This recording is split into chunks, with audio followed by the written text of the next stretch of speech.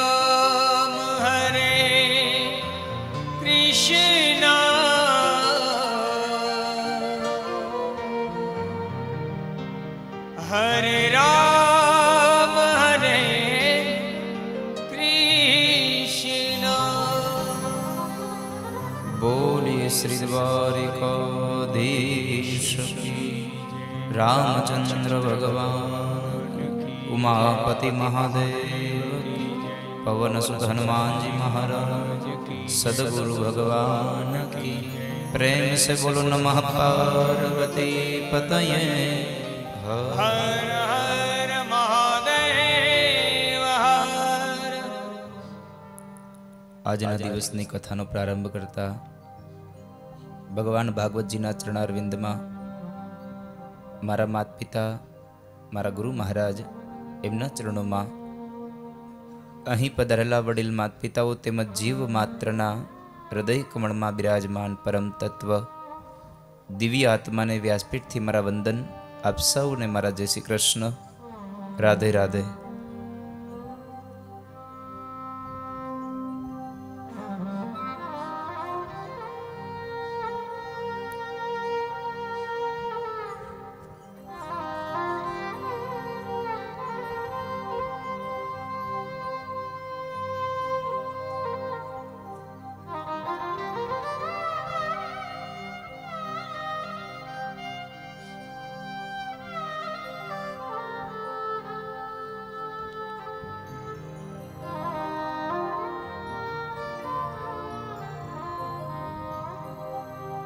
આવો 7 દિવસીય શ્રીમદ ભાગવત સફાઈ કથા અને આ કથાના મંગલ પ્રારંભે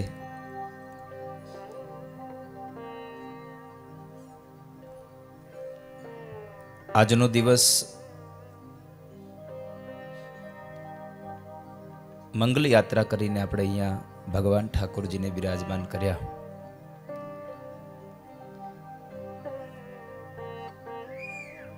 એટલે આજનું સત્ર રાતે કરવાનું છે. રાતે સત્ર કરવાનું છે આજે છે. આજના દિવસ માટે જ ખાલી 2 સત્રની કથા હતી, કારણ કે પોથીયાત્રા હતી એટલા માટે. આજે રાત્રે 9 વાગે કથા પ્રારંભ કરવાની છે પાછી. પૂજ્ય નિત્ય સ્વરૂપ સ્વામી પણ અહીંયા પધાર્યા અને એને એમના હૃદયના આશીર્વચનો આપણને પાઠવ્યા.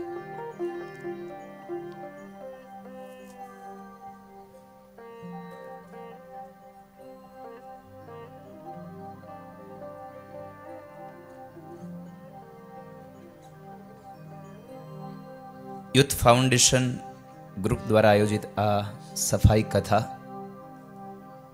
અને આ સફાઈ કથામાં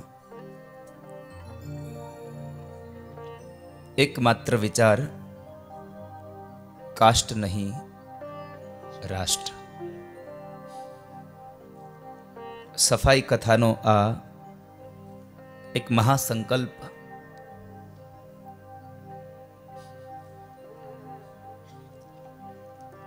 એટલે પ્રારંભમાં જ આજે એક શબ્દનો પ્રયોગ કરતા મને બહુ આનંદ થશે.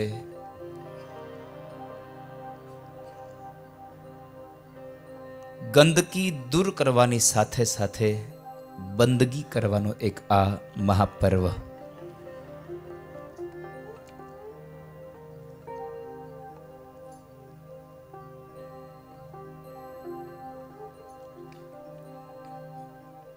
તો આવી સફાઈ કથા આજે પ્રારંભ થઈ છે, દીપ પ્રાગટ્ય થયું, અને આ તમામ યુવાનોએ જ્યારે આવો વૈશ્વિક સંકલ્પ કર્યો છે ત્યારે આપણે સૌ સાથે મળી અને એમાં એક એક આહુતિ આપીએ. સ્વચ્છતાનો આ નમ્ર પ્રયાસ, નમ્ર પ્રયોગ, એટલે કહેતા આનંદ થશે કે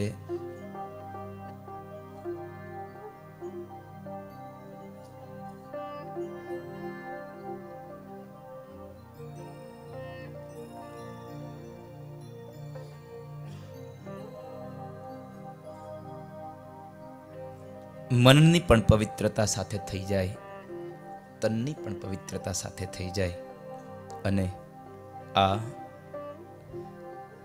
ભારત વર્ષની ભૂમિની પણ સ્વચ્છતા જળવાતી રહે એનો એકમાત્ર હેતુ સ્વચ્છતા અભિયાનનો.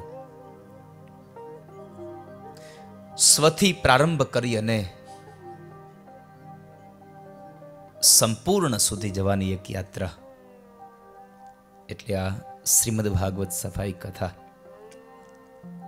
પણ આ શ્રીમદ ભાગવત સફાઈ કથામાં 7 દિવસની આ ગાથામાં બહુ ભવ્ય દિવ્ય રીતે આપણે આ મંગલ મહોત્સવને ઉજવતા જશું.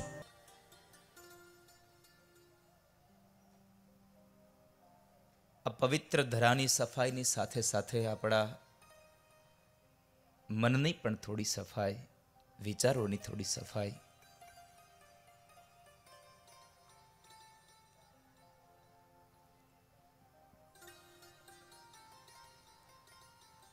એવી આ ગાથા એક સંદેશો આપવા માટેનો એક નમ્ર પ્રયાસ જ્યારે આ નવયુવાનોએ કર્યો છે, ત્યારે આપણે એમને પેલા ભાવથી વધાવીએ, તાળીઓથી, કે એમણે આપણને આવી સુંદર ગાથા માટે એમનો ઉત્સાહ વધે,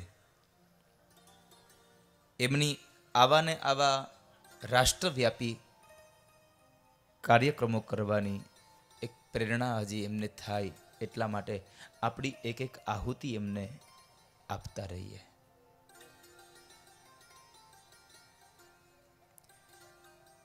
કારણ કે આપણે ત્યાં એક કહેવત છે કે આંગળી ચીંધ્યાનું પણ પુણ્ય મળે છે.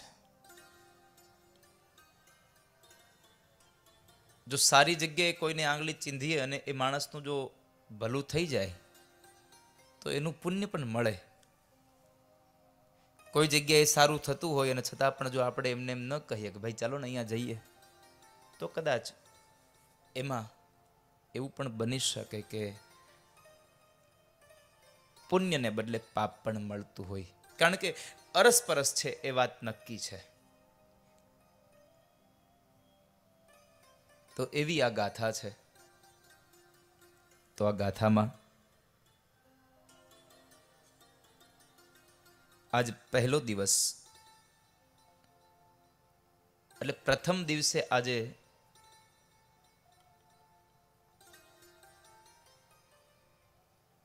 આપણે ભગવાનની ધામધૂમથી પોથીયાત્રા કરી.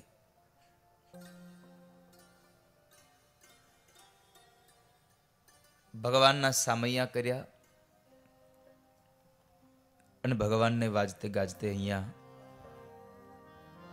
કથા મંડપ સુધી આપણે લઈ આવ્યા. જોકે આમ તો આપણે કહીએ ભગવાનને લઈ આવ્યા, બાકી આપણને ભગવાન અહીંયા લઈ આવ્યા છે આવું આપણે માનવું જોઈએ. આપણે ભગવાનને લાવવા વાળા કોણ છીએ? આવી પવિત્ર ધરામાં ભગવાન સ્વયં આપણને લાવ્યા. કારણ કે આપણા ભાગ્યને ભગવાને એટલું પ્રબળ બનાવ્યું કે આપણે અહીંયા આવી શક્યા. બાકી ક્યાં કોઈ પાસે ટાઈમ હોય છે? કારણ કે અમુક જણા પાસે તો કહેવા માત્ર એવું હોય છે, એલા ભાઈ મરવાનો ટાઈમ નથી. તો એ તારે રાહ જોહે, તું કેદી નવરો છો, કેદી નવરો છો. નથી આપણે ઘણી વખત કહી દેતા વાતમાં, તમે તો હમણાં દેખાતા નથી, અરે ભાઈ બહુ કામમાં પડી ગયા, અરે મરવાની નવરાઈ નથી. આપણને ક્ષણભર માટે વિચાર આવ્યો કે આનું જેથી મૃત્યુ આવવાનું હશે ત્યારે આને ફોન કરશે કે ભાઈ તમે આજ નવરા છો તો આવી જાવ, હારવાર ભેગા આવી જ જાવ, હાલો તમે નવરા છો.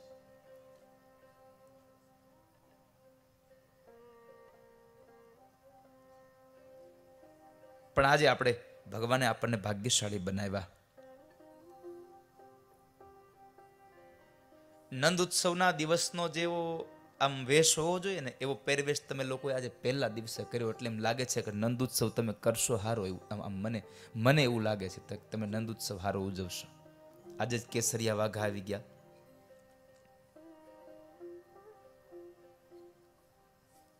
તો આજ ભગવાનનું સામૈયા કર્યા, ભગવાનને ભાવથી લઈ આવ્યા.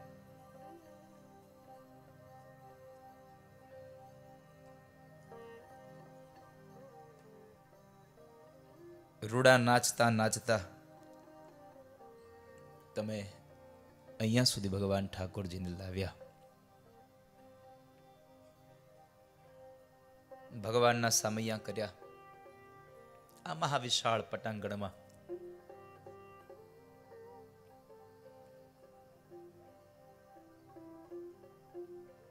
આટલું સરસ આયોજન આપે જ્યારે અહીંયા કર્યું છે.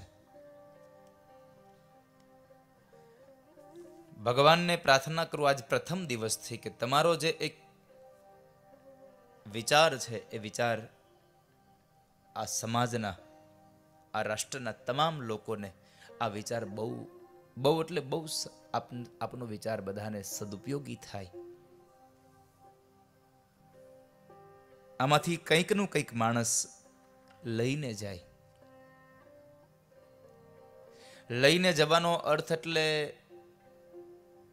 લેવું હોય તો ઘણું બધું હોય. બગીચાની અંદર જઈએ એટલે એક પુષ્પ ખીલ્યું હોય, પુષ્પની આજુબાજુમાં કંટકો પણ હોય. ગુલાબનું ફૂલ હોય તો આજુબાજુમાં કંટક પણ હોય અને ફૂલ પણ હોય, અને એ ગુલાબની પાંખડ, એ ગુલાબના છોડની એના પાંદ પણ હોય, એ પાન પણ ત્યાં જ હોય, કાંટાઓ પણ હોય, ફૂલ પણ ત્યાં હોય. પણ હજી સુધીમાં આપણે કોઈ દિવસ એવું જોયું નથી કે કોઈને એમ કીધું કે તું આ બગીચામાં જા ને એ ત્યાંથી ગુલાબના કાંટા લાવ્યો હોય. પુષ્પને જ લઈને આવશે, ફૂલને જ લઈને આવશે. શું લેવું આમાંથી એ આપણા ઉપરની વાત છે, આપણા હાથની વાત છે. આપણે શું લેવું જોઈએ? તો એવી આ ગાથા કંઈક જેમાંથી મળે છે સફાઈ કથા. તો આ સફાઈ એટલે આ ધરતીની સફાઈ તો આંગણાને તો સ્વચ્છ રાખવાનું જ છે, પણ સાથે સાથે હું હંમેશથી જે રોજના માટે જે ગાતો આવતો હતો આજ એ પંક્તિ મારી સાર્થક બની એટલા માટે. શેરી વળાવી સજ કરું ઘેરે આવો ને શેરી વળાવી સજ કરું ઘેરે આવો ને શેરી વળાવી સજ કરું ઘેરે આવો ને શેરી વળાવી સજ કરું ઘેરે આવો ને. હે મારી શેરીએ પધરાવો ફૂલ હરી ઘેરે આવો ને મારી શેરીએ પધરાવો ફૂલ હરી ઘેરે આવો ને. શેરી વળાવી સજ કરું ઘેરે આવો ને. એટલે કદાચ આંગણું સાફ કરાવીએ, આ તો ભગવાનને પધારવાની વાત છે. આ ભગવાનને પધારવાની વાત છે. તો કદાચ આંગણાને સફાઈ કરાવીએ, એમાં પુષ્પ બિછાવીએ, ફૂલની પાંખડીઓથી એની કેડીઓ બનાવરાવીએ,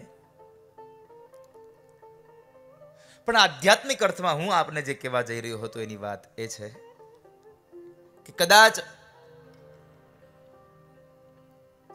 પેલી ગામની શેરીઓ નહીં વળાવો, પેલા ગામના તમે કદાચ ચોક નહીં વળાવો, સફાઈ નહીં કરાવો. જોકે હવે મારે કહેવું જ જોઈએ કે તમારે પેલું ઈ સાફ કરવું પડશે. હવે આંગણા સ્વચ્છ કરવા પડશે.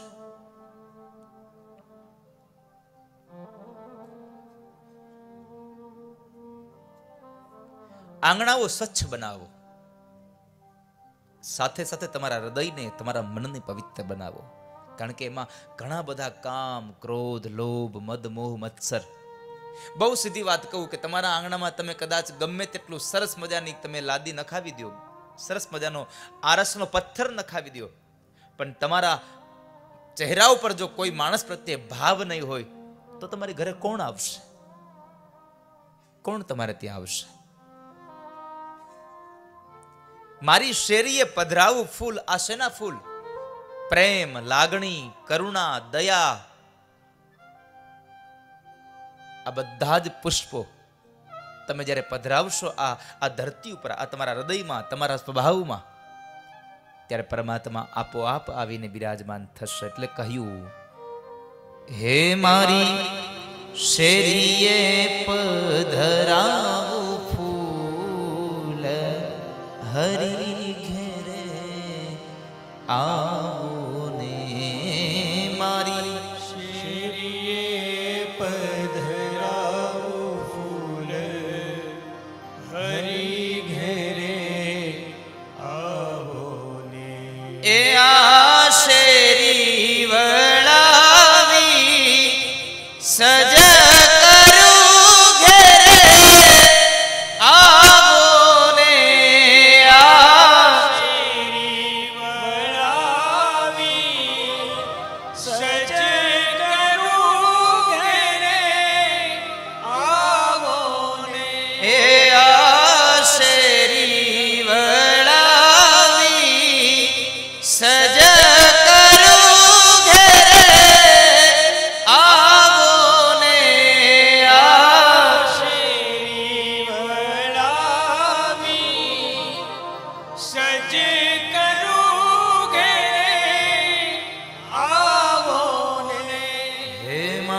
શેરીએ પધરાવું ફૂલ હરી ઘેરે આવો ને મારી શેરીએ પધરાવું ફૂલ હરી ઘેરે આવો. મારી શેરીઓમાં ફૂલ પધરાવું છું, માટે હે ઠાકોરજી તમે પધારજો, મહેમાન તમે પધારજો.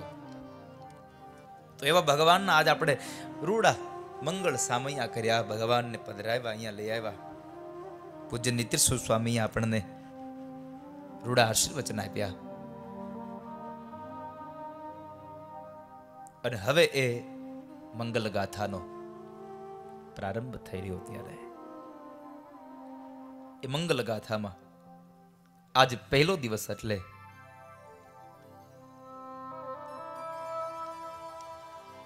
ભગવાનનું મહાત્મય ગાયું છે. અહીંયા ભગવાનનું મહાત્મય જ્યારે ગાવામાં આવ્યું છે,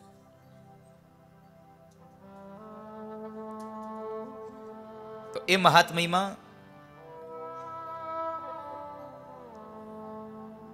મહાત્મયનો અર્થ છે ગ્રંથની પ્રારંભિક ઓળખાણ.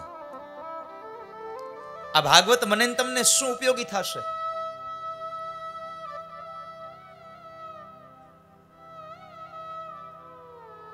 ભગવાન ભાગવતનું મહાત્મય ક્યાં લખાયું?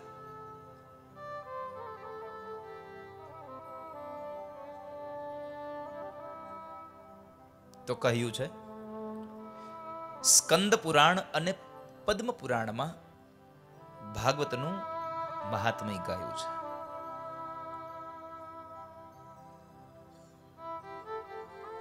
સ્કંદ પુરાણ અને પદ્મ પુરાણ આ બે જગ્યાએ ભગવાનનું મહાત્મય ગાવામાં આવ્યું છે. સ્વયં ભાગવતની અંદર ભાગવતનું મહાત્મય ન આપ્યું. શું કામ? એક જ માત્ર કારણ, આટલો મહાન ગ્રંથ પોતાની જાતે જ પોતાના વખાણ ન કરે,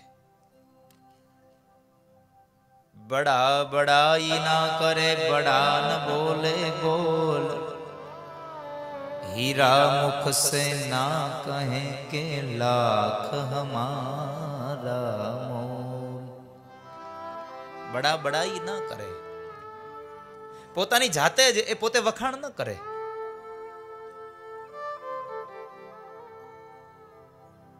પણ એમના વખાણ જ્યારે પદ્મ પુરાણે ગાયા, તો એ ભાગવતના મહાત્મ્યમાં પહેલો શ્લોક ભગવાન વેદવ્યાસ લખે છે, સચ્ચિદાનંદ રૂપાય વિશ્વોત્પત્ત્યાદિ હેતવે તાપત્રય વિનાશાય શ્રી કૃષ્ણાય વયમ નુમઃ. सच्चित और आनंद जिसमें भरा हुआ है वही भगवान सच्चिदानंद है.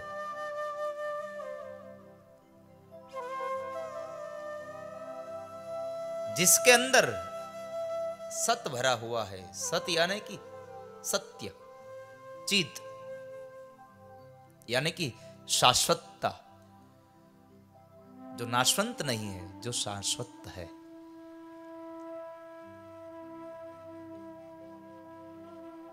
और जहां पे सत्य होता है,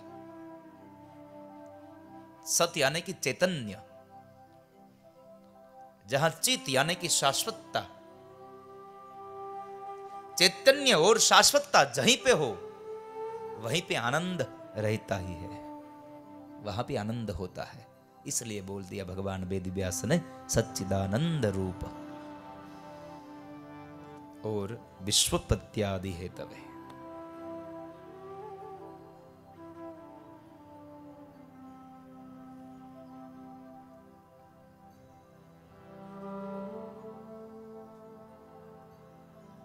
सतचित और आनंद से भरा हुआ है, इसलिए तो भगवान को बोल दिया सच्चिदानंद रूप. चैतन्य भरा हुआ है, शाश्वतता भरी हुई है, और भगवान में आनंद तो भगवान का मूल रूप है। यहां पे भगवान की 3 बात बताई।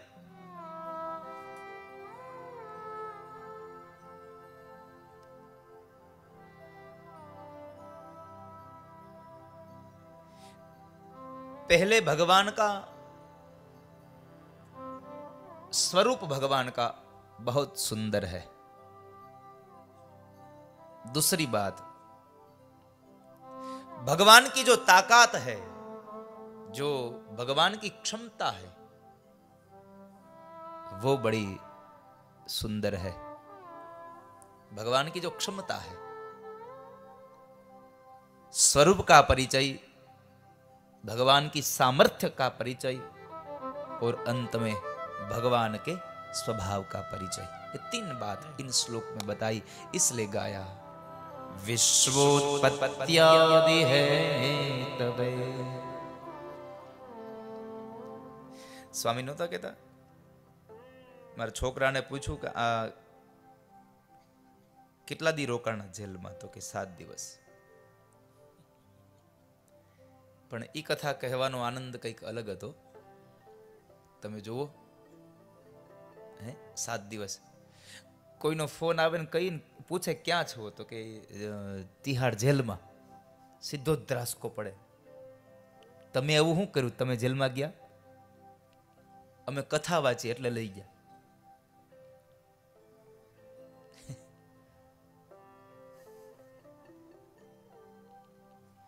14,000 કેદીઓ છે, બોલો વિચાર કરો તમે, કેટલા? 14,000 કેદીઓ છે। પણ એક બહુ દુઃખની વાત હતી, એક બધા યંગ હતા, બધા છોકરાઓ યુવાનો હતા। તમે જુઓ,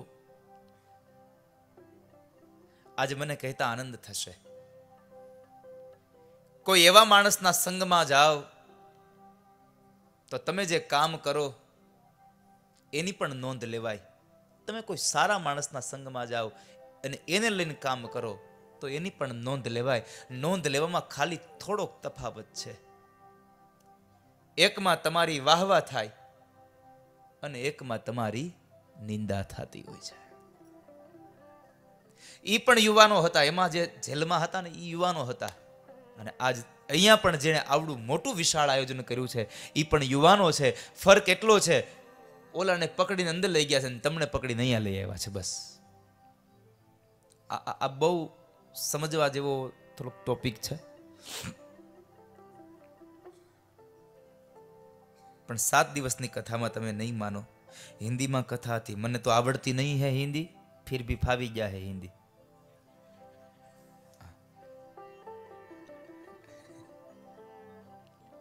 એ કથા લાવી ન આપવા દીધી મહેશ।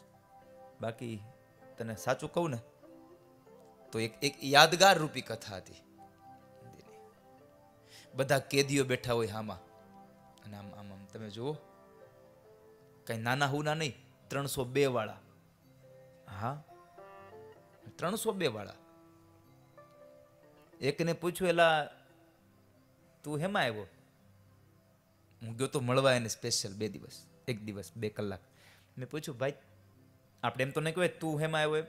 મેં કીધું, ભાઈ તમે શું કર્યું? તમારે હારે શું થયું? મને કહે મારી હારે કાંઈ નથી થયું। મેં કીધું તો? એ કે મેં કર્યું બીજા હારે। મેં કીધું તે શું કર્યું? એ કે 2 ને મોકલી દીધા। લ્યો, મેં કીધું તું થોડોક આમ આગો બે।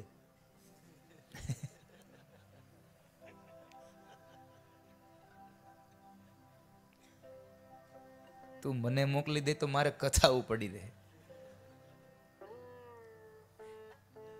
પણ 7 દિવસની કથામાંથી આપ સૌને એટલું કહીશ કે હું જ્યારે ગઈકાલે નીકળ્યો ને બાપ, ત્યારે જેલના કેદીઓ રડતા હતા કે કથા પૂરી થઈ ગઈ। જેલના કેદીઓ રડતા હતા। એમાંથી ઘણા લોકો એવા હતા કે જેઓ બતાવતા હતા મને અમે નિર્દોષ છીએ। નિર્દોષ હશે નહીં હોય, બરોબર, ભગવાન જાણે। પણ મેં ભગવાનને એટલી પ્રાર્થના કરી 7 દિવસ માટે, પ્રભુ આમાં જેટલા દોષી કે નિર્દોષ જેટલા પણ અહીંયા આવ્યા છે ને, આ બધા અહીંયાથી જ્યારે બહાર જાય ને ત્યારે આનામાંથી તમામ પ્રકારના દુર્ગુણો તમે હટાવી દેજો, આના બધાનું જીવન સુખી બનાવજો, કારણ કે આનો બધાનો પરિવાર વિખાઈ ગયો છે, અને બધાનો પરિવાર વિખાઈ ગયો છે.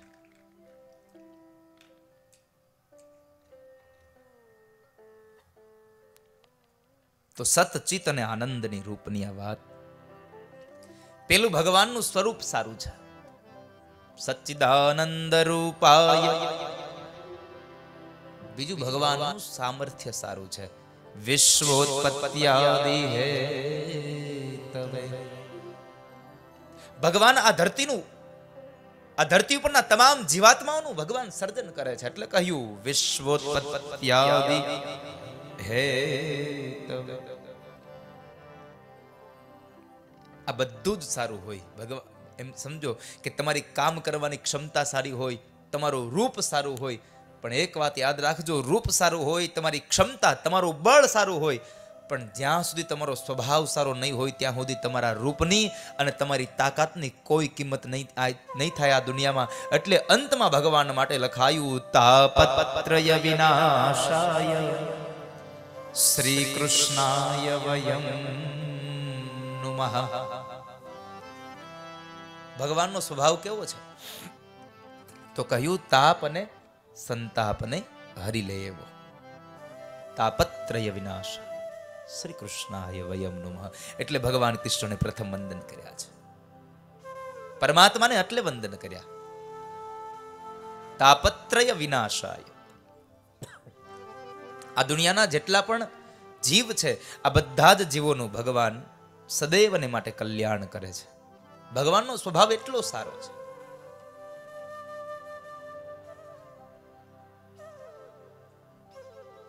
એટલા માટે ભગવાનને વંદન કર્યા છે અને કહ્યું શ્રી કૃષ્ણાય વયમ નુમઃ.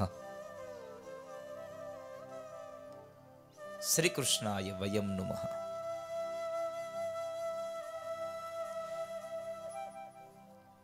તો ભગવાનને વંદન કર્યા પહેલા શ્લોકમાં. બીજા વંદન ભગવાન સુખદેવજી મહારાજને કર્યા છે, જેમણે આ ભાગવતની ગાથા આ ભારત વર્ષને માટે થઈ અને જેણે પ્રચાર અને પ્રસાર કર્યો છે આ ભાગવતનો. એવા ભગવાન સુખદેવને વંદન કર્યા અને કહ્યું યમ પ્રવ્રજંતમનુપેતમપેત કૃત્યમ દ્વૈપાયનો વિરહ કાતરયા જુહાવ પુત્રેતિ તન્મયતયા તરવોભિનેદુ સ્તં સર્વભૂતહૃદયં મુનિમાનતોસ્મિ.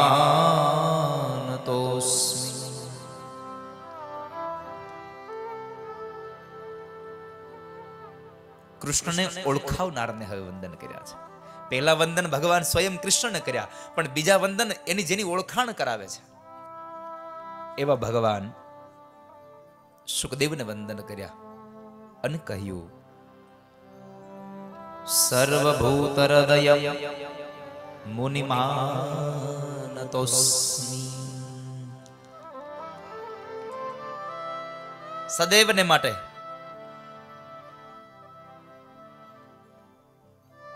જે બ્રહ્મ જ્ઞાની છે એવા ભગવાન સુખદેવ. જો કે આમ તો ભાગવતકાર એમ કહે છે બ્રહ્મ જ્ઞાની નહીં, બ્રહ્મ દ્રષ્ટા છે સુખદેવ. સ્વયં બ્રહ્મ દ્રષ્ટા છે, બ્રહ્મને જોવે છે, બ્રહ્મને જાણે છે. એવા ભગવાન સુખદેવને વંદન કર્યા કે જે જન્મતાની સાથે જ પોતાનું ઘર છોડી અને ચાલી નીકળ્યા હતા. અને સંતનો સ્વભાવ છે સતત ઘૂમવા માટેનો, બીજાનું કલ્યાણ કરવા માટે જેને પ્રાગટ્ય લીધું છે, જેને જન્મ લીધો છે.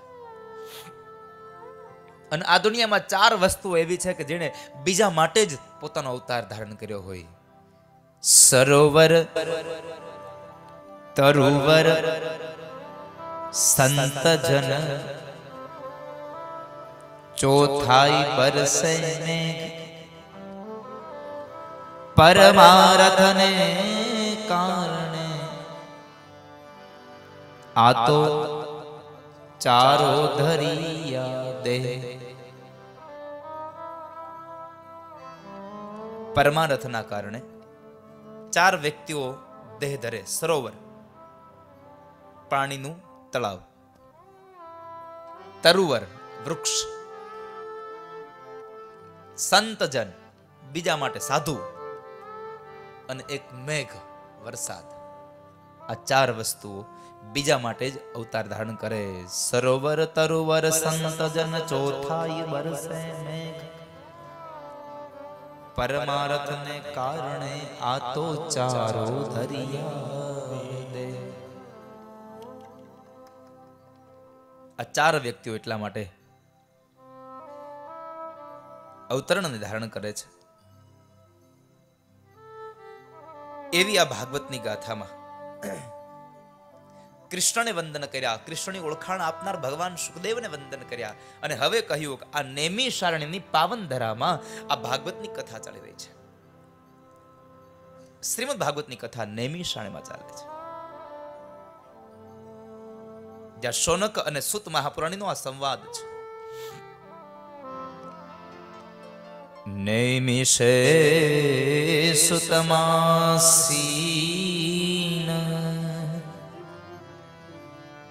અભિવાદ્ય મહામતિ કથામૃત રસાસ્વાદ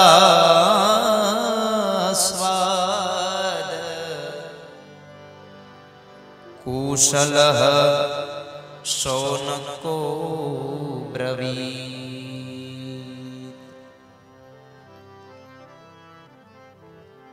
કુશલ એવા શૌનક, ભગવાનની ગાથાને સાંભળવા માટે જેની જિજ્ઞાસાઓ જોડાયેલી છે, એવા શૌનક જે સુત મહાપુરાણીને પ્રશ્ન કરે છે.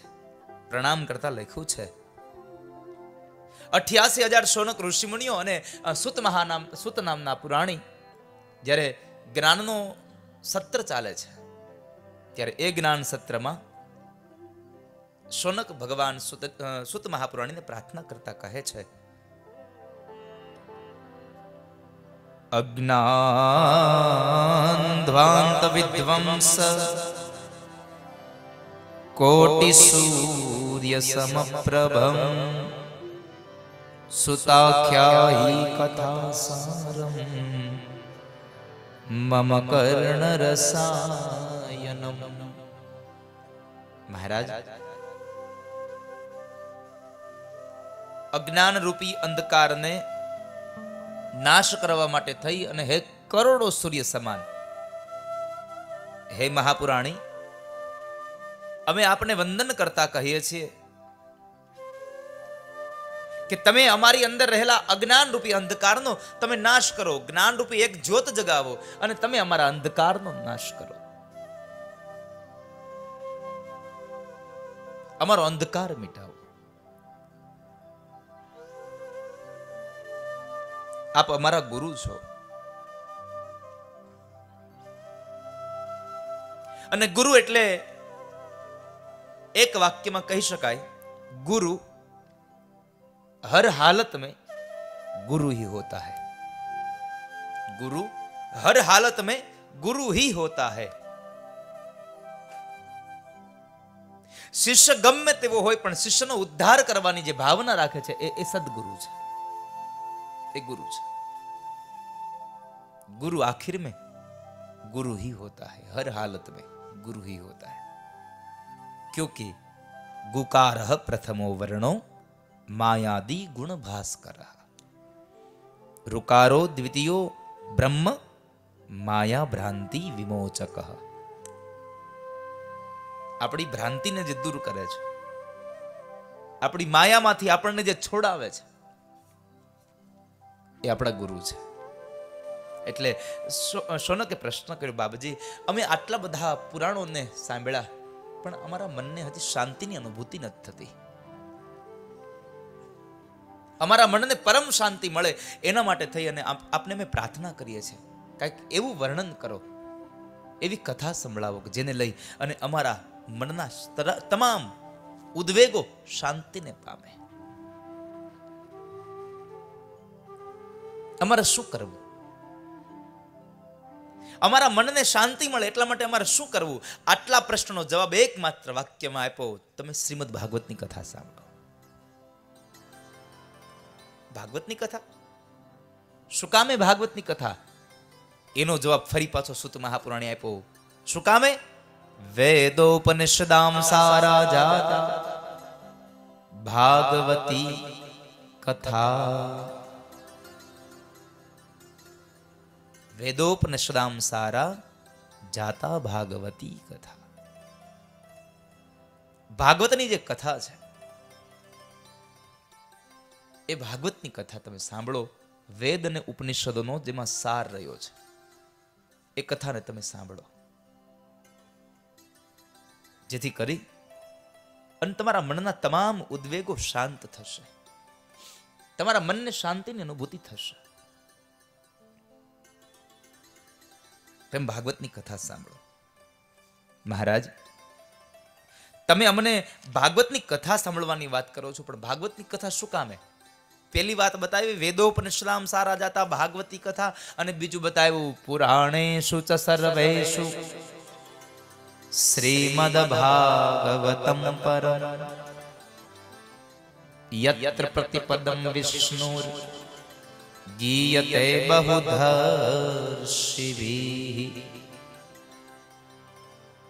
એટલા માટે ભાગવતની કથા પુરાણોમાં શ્રેષ્ઠ છે. પદ્મ પુરાણે ગાયું કે પુરાણેષુ ચ સર્વેષુ, તમામ પુરાણોમાં સર્વશ્રેષ્ઠ શ્રીમદ ભાગવત છે. એટલા માટે તમે ભાગવતની કથા સાંભળો. अगर ये वीडियो आपको पसंद आया हो तो लाइक करें और शेयर करना मत भूलिए. सब्सक्राइब करें लक्ष्य टीवी चैनल को.